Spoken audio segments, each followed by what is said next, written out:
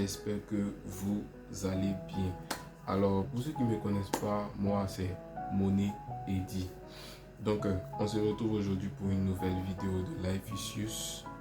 Comme le dit si bien le prophète, vaut mieux tard que jamais, n'est-ce pas? Alors, sans plus tarder, on passe au résumé.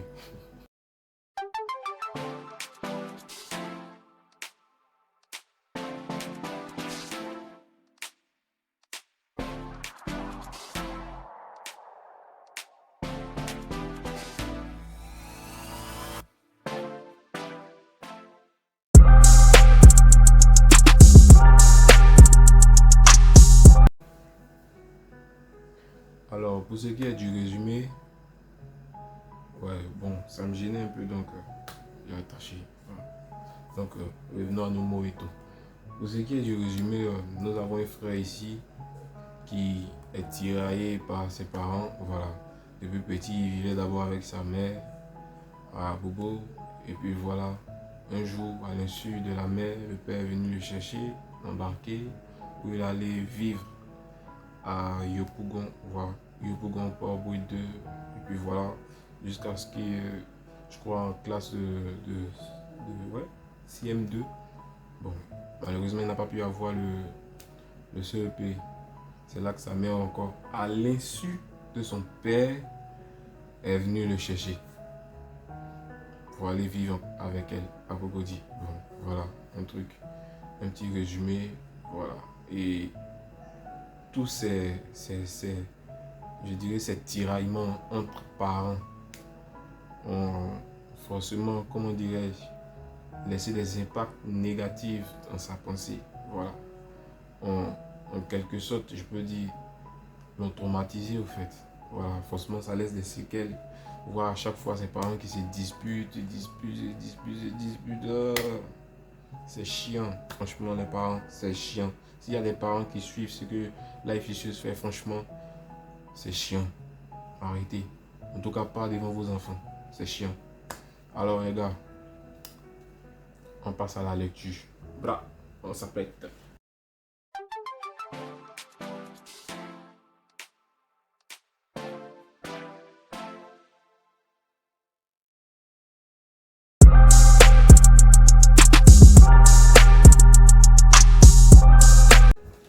Alors, reading time. Donc, vous prêtez attention, je lis. Ok, donc cette nouvelle histoire, Life Issues a décidé de la nommer Mes démons d'avant. Je suis sûr que vous connaissez déjà le titre vu que c'est marqué avant même que vous cliquez sur. Voilà. Donc, vu aux antécédents que notre ami a eu, et lorsque je lirai l'histoire, vous comprendrez pourquoi nous avons décidé d'appeler cette histoire Mes démons d'avant. Alors, vous prêtez attention. Merci de vous abonner, de lâcher des commentaires, de liker la vidéo et surtout de partager au maximum. On le fait pour nos frères qui dépressent, voilà, qui ont grave besoin de soutien, d'émotion. Ils sont là pour vous, nous sommes là pour vous. Life Issues est là pour vous, les gars. Alors, je commence. Vous prêtez attention. Salut Monet Eddy. J'ai 22 ans et ce que je vis a une influence très négative sur moi. Voilà. Ok. Je vis actuellement avec ma maman. Papa et maman ont divorcé. J'avais même pas encore mes dents. Donc là, notre ami nous dit que ses parents ont divorcé. C'est-à-dire, il n'avait même pas encore de dents. C'était encore qu'un bébé. C'est-à-dire peut-être même à qu'il était encore au stade allaitement. Vous voyez un peu. Voilà. Donc, mon enfance, je l'ai fait à Bobo, hôpital Félix Houphouët-Boigny. Ouais. Petit garçon innocent, tout ce que je demandais, c'était l'amour des deux parents. Ok. Là-bas, j'ai grandi avec mes cousins. On n'avait rien, mais on manquait aussi de rien. Ok. Vie modeste, remplie de bonheur, jusqu'à ce que le daron passe derrière la daronne pour me prendre. Voilà. Donc c'est ce que je vous ai dit. À l'insu de maman, papa est venu chercher le petit garçon. Voilà. Là, j'ai vécu à Yopougon. Donc avec papa, bien sûr. J'ai vécu à Yopougon Port-Boué 2. Là-bas aussi, j'ai gardé de bons souvenirs. Voilà. Quand ma daronne devait venir me voir, c'était des disputes, des menaces, jusqu'à ce que j'échoue à mon CEP à 11 ans. Voilà. Je retournais vivre chez maman une seconde fois à l'insu de papa. Donc c'est ce que je vous ai dit. Donc après qu'il eut échoué au BPC, maman vint le chercher, voilà, à l'insu de papa. Ouais, quand c'est comme ça, c'est pas bon, c'est pas bon, c'est pas bon. L'enfant lui, il comprend pas qu'est-ce qui se passe au fait, voilà. Et quand c'est comme ça, il est en mode, comment dirais-je, enregistrement en fait. Il enregistre tout. Et après, quand il grandit, ça revient, ça revient, ça revient. Surtout quand il vous voit vous disputer, ah là, non. Je continue. Ok, je retournais vivre chez maman une seconde fois à l'insu de papa. Jeune innocent, je découvre un nouveau monde. Maman me paie la 6e. Donc, il n'a pas eu le CEP. Maman décide de l'inscrire quand même en 6e. Voilà. Parce qu'elle a demandé l'aide. Maman me paie la 6e. Parce qu'elle a demandé l'aide du daron, mais qui lui a refusé sous prétexte qu'elle m'a récupéré sans son accord. M'a dit maman. Voilà. Donc, un jour, il y a une discussion sûrement avec sa maman. Et puis voilà, elle lui a dit que voilà, il a décidé de payer la 6e. Mais ton père n'a pas voulu, voilà, contribuer. Parce que je suis passé dans ton dos, dans son dos pour te prendre. Voilà.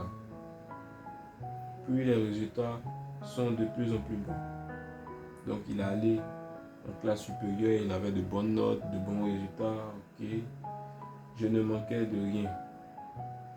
Je suis épanoui jusqu'à ce que, voilà, donc je ne manquais de rien, j'étais épanoui, jusqu'à ce que les vieux souvenirs refassent surface.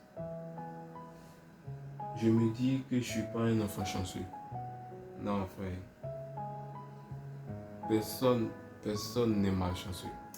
Personne n'est malchanceux. On a juste un moment où on brille. Voilà. Et avant que ce moment arrive, on est dans les ténèbres. On ne sait pas ce qui nous arrive. Chacun encore cherche sa voie, tu vois. Et quand ce moment arrive, c'est pour toute l'éternité, tu vois. Donc, personne n'est malchanceux. On attend juste nos moments de gloire, c'est tout. Quand je pense qu'à cause, voilà. Donc, quand je pense qu'à cause de moi, il y a toutes sortes de tensions. Maman me répétait tout le temps que le daron ne m'aime pas. Vous voyez? Donc, voilà, quand il a des discussions avec sa mère à chaque fois lui inculque le fait que son père ne l'aime pas. Voilà. Dire à un enfant que son père ne l'aime pas et le répéter à chaque fois, c'est ouais, ça blesse au fait. Vous ne vous rendez pas compte à quel point ça détruit un enfant. Vous ne vous rendez pas compte, les parents. Donc, et jusqu'à ce que ça continue. Oui. Donc, je continue. Je réponds s'il vous plaît. Ça me choque au fait. Maman me répétait tout le temps que papa ne m'aime pas. Et jusqu'à aujourd'hui, ça continue. Ok. Si seulement elle savait à quel point ça me détruit d'entendre tout ça. Vous voyez. C'est pas bon, c'est décevant. C'est très blessant même. Très très blessant. Aujourd'hui, je les en veux tous les deux. Vous voyez. Tu vois, t'as poussé ton fils à détester son père et aujourd'hui, c'est vous deux qui portez au fait les pots cassés au fait. Oui. Aujourd'hui, je les en veux tous les deux. Je ne supporte pas quand il me parle sur un ton élevé. Il au pluriel, donc il parle de son père et de sa mère. Ça m'offense moi-même quand je vois ce que je suis devenu. Donc quand il voit le résultat de tous ces tiraillements, tous ces mauvaises paroles, vous voyez,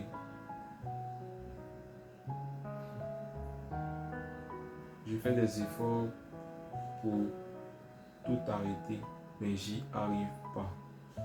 Je découvre la dépression, voilà, donc une nouvelle phrase, pardon.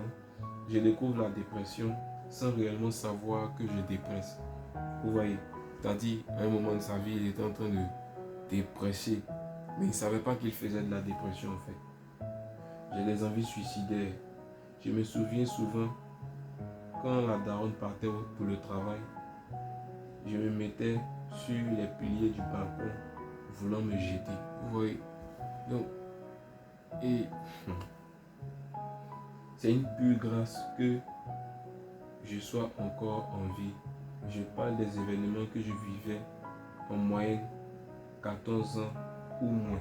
C'est-à-dire, il avait au maximum 14 ans quand il vivait ces événements. C'est déplorable en fait, quand on voit ce que les parents font en fait. Sans vous en rendre compte, vous détruisez une vie, franchement. C'est-à-dire, toute ta vie, tu as mis un enfant au monde, tu l'as éduqué, tu as tout fait pour qu'il soit sur le bon chemin. Et puis, sans te rendre compte, toi-même, tu es en train de le pousser à se détruire, en fait. Parce que ça, c'est encore plus dangereux que quelqu'un, par exemple, qui a reçu une mauvaise éducation, et puis voilà, ou qui n'a pas été éduqué, qui a vécu dans la rue, qui fume la cigarette, qui fume la drogue, voilà, qui fait tout ça. Parce que ça, c'est dangereux. Ces genres de situations poussent à ne pas réellement aimer, au fait. Ça fait que la personne ne sait pas réellement qui elle est. Donc elle a du mal à aimer une personne. Une personne même qui n'arrive pas à savoir réellement qui elle est. Comment vous voulez qu'elle aime une personne? Je n'arrive pas à comprendre, au fait. Donc ne soyez pas étonnés qu'il y ait des tensions, qu'il y ait des crises, des colères, tout, au fait. C'est juste, comme on appelle ça, les récoltes, au fait, de ce que vous avez sémé. Chers parents, franchement, je vous appelle à faire attention à ce qui sort de votre bouche lorsque vous parlez à vos enfants. C'est très, très, très, très important. Super important. Super, super, super important. Donc après ça, il dit vos conseils, s'il vous plaît. Donc vous-même voyez l'état dans lequel notre ami est. Il n'arrive même plus à avoir des échanges propres avec ses parents sans que ça finisse, pardon, comme on appelle ça, à des disputes. Et voilà, c'est pas normal, c'est pas normal. Donc, s'il vous plaît, évitez de, comment dirais-je, pour des parents par exemple qui se sont séparés, évitez de monter vos enfants contre votre ancien partenaire. Parce qu'il y a des répercussions. Il y a ce que l'enfant enregistre. Et lorsqu'il commence à devenir mûr, quand il commence par exemple à devenir, commence à rentrer à l'âge adulte, par là, vraiment, il commence à se rébeller au fait. Vous voyez. Et il enregistre le fait que papa ne m'aime pas. Papa ne m'aime pas.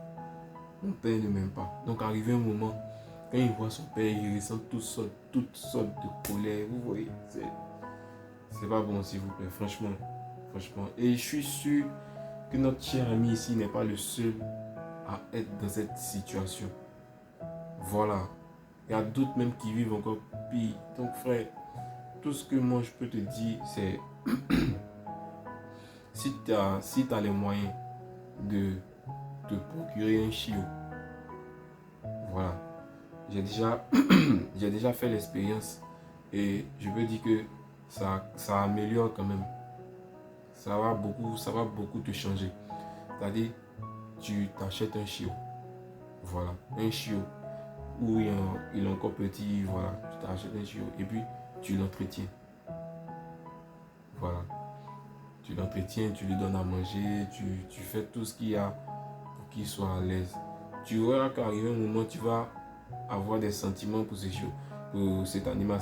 C'est pas des sentiments du genre, comment on appelle ça, sentiments amoureux. Non, non, non. Tu verras que tu commenceras à t'attacher à cet animal. Donc forcément, ça sera un début pour toi. Je ne sais pas si tu me comprends, c'est un début pour toi. De sorte à ce que tu puisses commencer à t'attacher à d'autres personnes, de sorte à diminuer ton stress, ta colère, tu vois un peu. Voilà. C'est très éducatif en fait. J'ai déjà fait le test et je veux te dire que franchement, il y a, il y a, il y a du bon, il y a du mieux en fait. Donc les amis, qu'est-ce que vous avez à dire sur cette nouvelle histoire? On a besoin de vos commentaires, nous avons besoin de vos avis, nous avons besoin de vos conseils s'il vous plaît. Nous avons besoin, vraiment besoin de vous. Alors, pour toutes ces personnes qui ne se sont pas encore abonnées à Life Issues, nous vous prions de vous abonner, d'activer la cloche de notification et de nous laisser un joli mot en commentaire. Alors, c'était une vidéo de Life Issues. J'espère que vous avez passé un très bon moment. Je crois qu'il est temps pour nous de vous dire au revoir. Mais ne vous inquiétez pas, nous reviendrons bientôt avec une nouvelle histoire. Alors, merci d'avoir suivi attentivement notre émission et à la prochaine. Life Issues vous aime.